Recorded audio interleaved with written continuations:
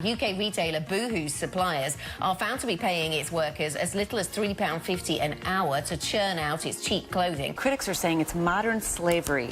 Are global brands such as Volkswagen, Mercedes-Benz, Nike and others using products made by ethnic Uyghurs under forced labour? There's some quite significant concerns about some of the employment practices in some of the clothing factories in Leicester. It's around about 10,000 individuals who are effectively in modern slavery, providing garments for internet retailers. Modern slavery is what the fashion industry runs on. In the UK, modern slavery is defined as the recruitment, movement, harbouring or receiving of children, women or men through the use of force, coercion, abuse of vulnerability, deception or other means for the purpose of exploitation. This includes wage theft, forced overtime, violence as a tool of control, union busting, and so much more. These are practices used worldwide, so much so that at any given moment over 40 million people are living under conditions of modern slavery. Many of these are garment workers, artisans, or people otherwise engaged in the fashion industry. Most of these are people of colour, and over 80% are women. Brands have all the power in the industry. They set prices, deadlines, and suppliers, and they are therefore entirely ethically responsible for the conditions under which their clothes are made. If they only pay 8 cents for a piece, then how can a garment worker possibly get paid fairly to make it? 70% of production costs come down to materials. So 5.6 of those cents are gone. The supplier, of course, needs to pay himself, needs to maintain his factory and his machinery so that he can continue working, may well need to hand over some of his profit to a middleman. So what do the garment workers get? Even if the brand only sell that top for $1, 92% of that cost is theirs to play with, to spend on transport, advertising, their own employees, and profit. The problem is, brands are not legally responsible for their supply chain, only for the people that they directly employ as part of their organization, warehouse and store staff, design, models, corporate, and so on. And if manufacturers subcontract work, they're not required to disclose it in auditing. The entire system is set up in such a way that although we know about all the abuses happening in the industry, there really isn't much we can do about them. That needs to change. Brands rely on the fact that even when scandals do break out, we quickly forget and the world moves on. Well, those garment workers can't move on, so neither should we. We need to use our collective power, our collective privilege to force brands to confront these issues. We need to break down their facades of sustainability and ethics and reveal the truth. The industry is built on modern slavery, and no amount of charitable donations or slogan tees is going to change that. On the 28th of March 2020, in the middle of the coronavirus pandemic, ambulance crews gathered outside the home of Amancio Ortega, the owner of Zara and its parent company, Inditex. Across his hometown of A Coruña, citizens clapped, cheered, and sang happy birthday to the 84-year-old father of fast fashion. Ortega is somewhat of a local hero, seen as a philanthropist, with his story of rags to riches, his generous donation, and his economic support of Zara's Spanish employees during the crisis.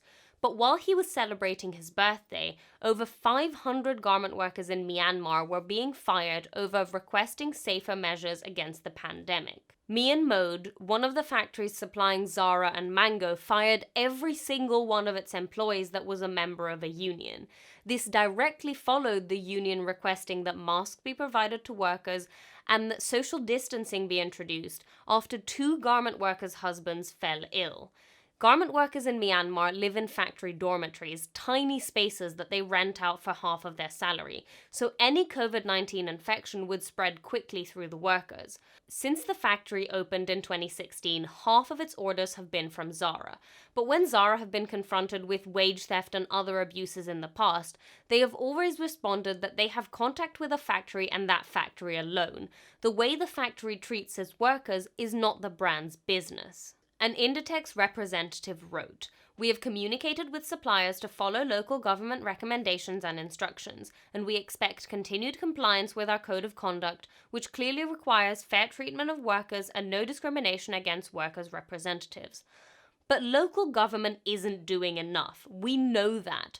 Rights abuses and factory disasters are happening worldwide despite legislation. Brands are only concerned with doing what is legal, not with doing what is right. Zara offered to reinstate 29 of those garment workers and to pay severance to the rest. But that is not enough. The factory is still not recognizing the union's legitimacy, and they failed to honor their agreement not to target union members. They have now hired hundreds of migrant workers who are not unionized. Mango have not commented on the situation at all. The problem is, at the moment, brands have every legal right to do this. Mango don't legally need to comment, and normally brands do exactly what Zara did: deny involvement and bring up their code of conduct. But that's a document that isn't legally binding. Brands are not legally responsible for the garment workers who make their clothes. Sois Ross, a Cambodian garment worker, was imprisoned on the 4th of April over a Facebook post in which she expressed concern that workers at the factory where she works might be laid off due to the pandemic. The next day, she was called to her supervisor's office, where she was presented with a document. It said that she had made a mistake and that any further action would result in a disciplinary process against her. Soy refused to sign the document and went back to her workstation, but at the end of her shift was arrested, interrogated, and thrown into one of Cambodia's most overcrowded prisons. The factory has been producing bags for Michael Kors and Kate Spade, among others. This in the same month that Capri Holdings, who own Michael Kors and other brands, joined the UN Global Compact, a non-binding pact to adopt sustainable and socially responsible policies. On their website, Capri Holdings say that they expect their factories to respect the legal rights of employees to freely participate in worker organizations of their choice without harassment, i.e. unionize, and have a zero-tolerance policy for any partners who employ any form of physical or mental coercion or punishment against workers. When contacted by the Clean Clothes Campaign and BuzzFeed News, neither Capri Holdings nor Kate Spade responded.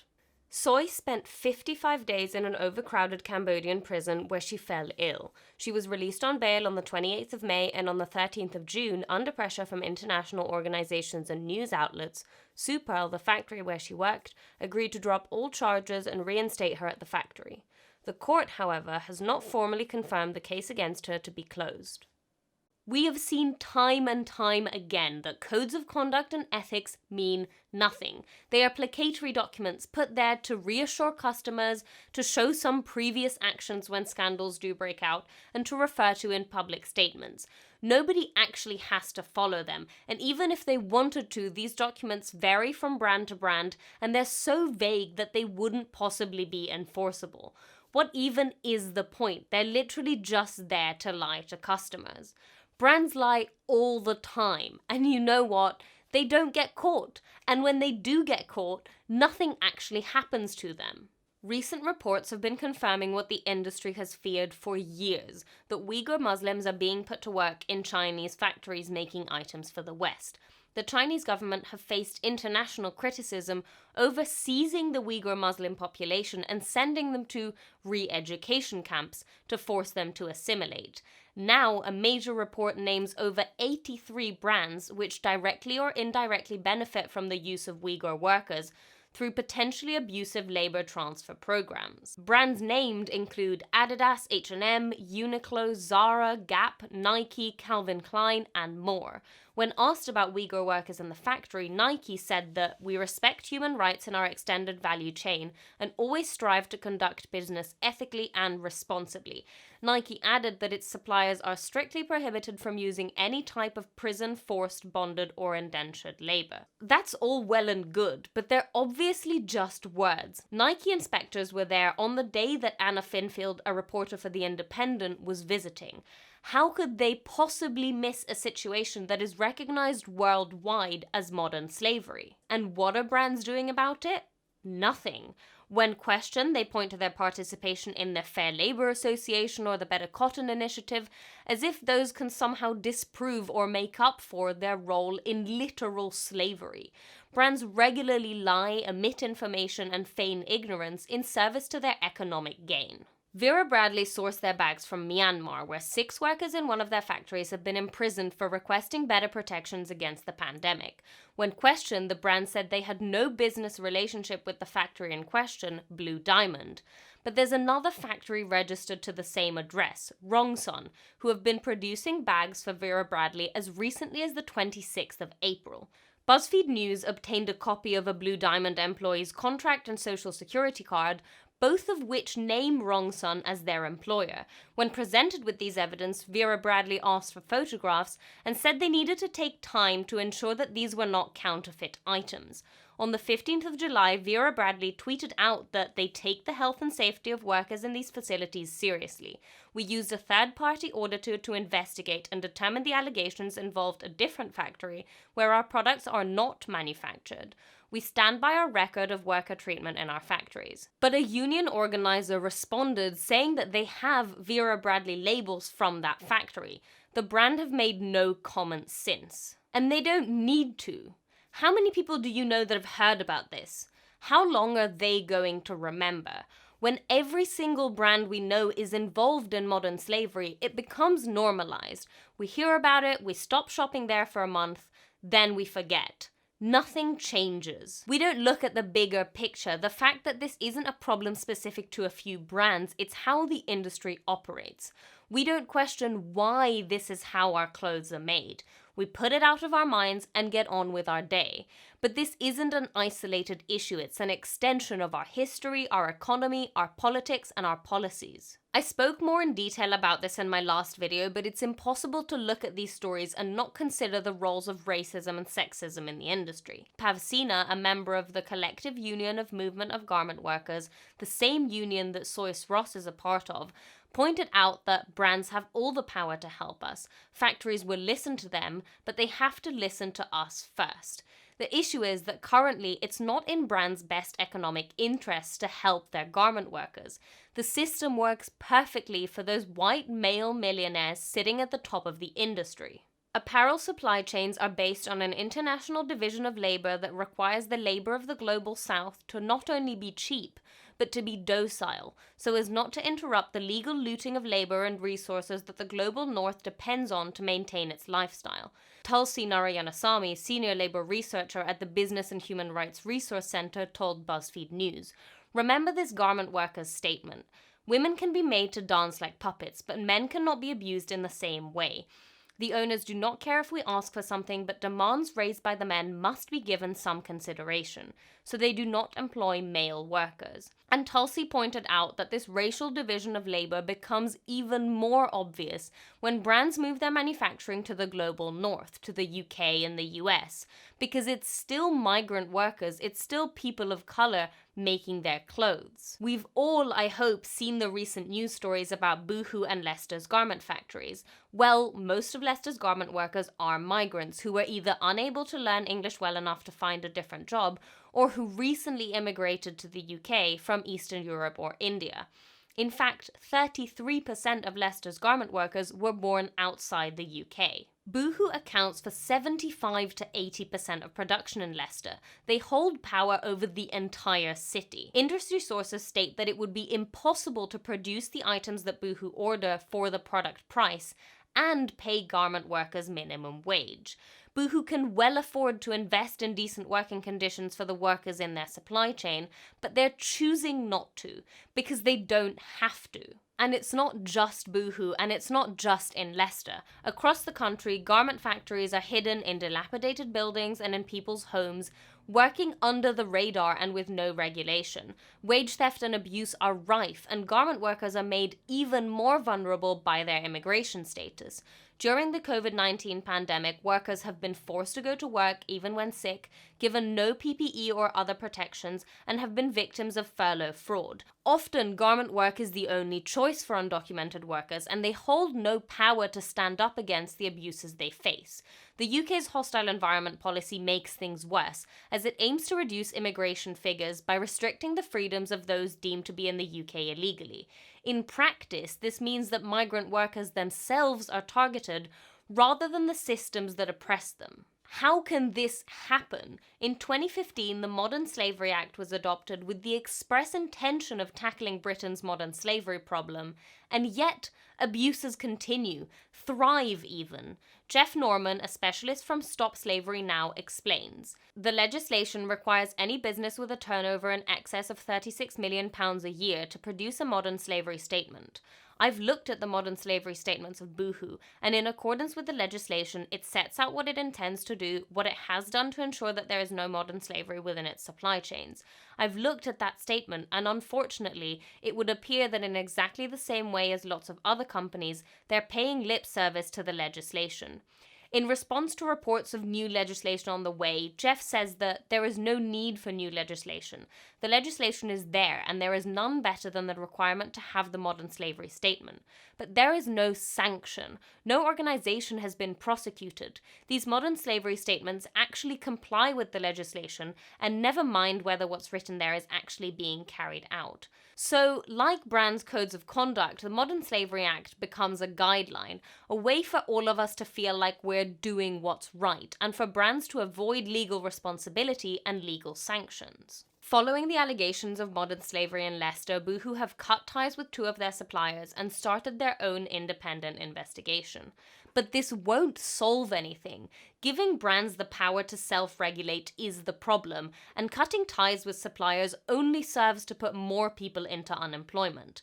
Boohoo can simply find someone else in the UK or abroad who will do the same work for the same price in the same way. Exploitation is not an acceptable business model. Clothing retailers must accept that if they choose a business model that relies on the labor of millions of garment workers overseas, then those people are their workers as well. Access to decent work is necessary for the industry to become sustainable, and the UN have listed decent work as one of their 17 sustainable goals to be reached by 2030. The International Labour Organization defined decent work as work that is productive and delivers a fair income, security in the workplace and social protection for families, better prospect for personal development and social integration, freedom for people to express their concerns, organize and participate in the decisions that affect their lives, and equality of opportunity and treatment for all women and men. Meanwhile, Fashion Roundtable and Labour Behind the Label are keen to stress the importance of transparency in tackling these issues. And of course transparency is important, but not if it isn't properly enforced. This year, H&M were found to be the most transparent brand in Fashion Revolution's Transparency Index.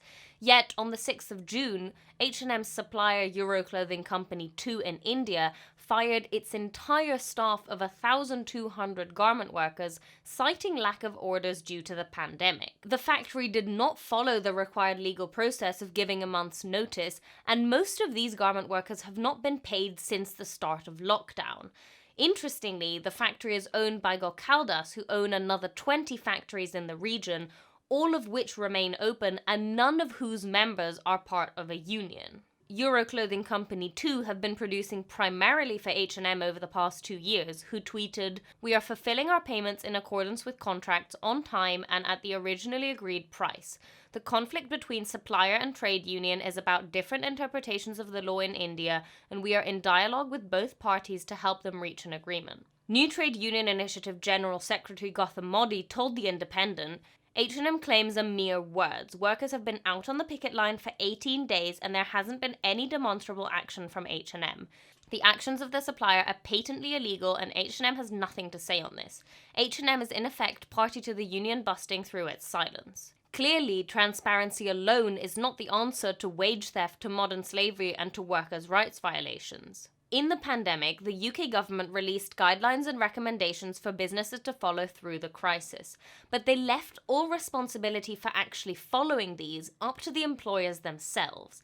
The health and safety executive, instead of doing the scheduled spot checks that they were supposed to be doing throughout the pandemic, are now asking businesses to self-police. This clearly isn't working and it shouldn't have been expected to. Laws need to be properly enforced and workers protected. Targeting migrant workers is not targeting the cause of these issues. So, what do I want you to remember? that this is an industry-wide, in fact, a worldwide issue. It's not just fast fashion brands, it's all traditional fashion brands. For details on the situation in the US and on the textile hub in LA in particular, please see my video about COVID-19. That modern slavery is behind most of our clothing, in some if not all of its manufacturing stages.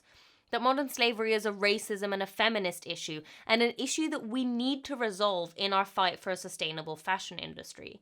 That modern slavery is not our fault as consumers, that we can only do our best within the systems that are already in place, but that we also need to do our best to change those systems together. The most important step is to educate ourselves, find out about these issues, and research our favorite brands. Talk to family and friends and colleagues about it, raise these issues in public perception. From there on, act accordingly, campaign, sign petitions, email officials and vote.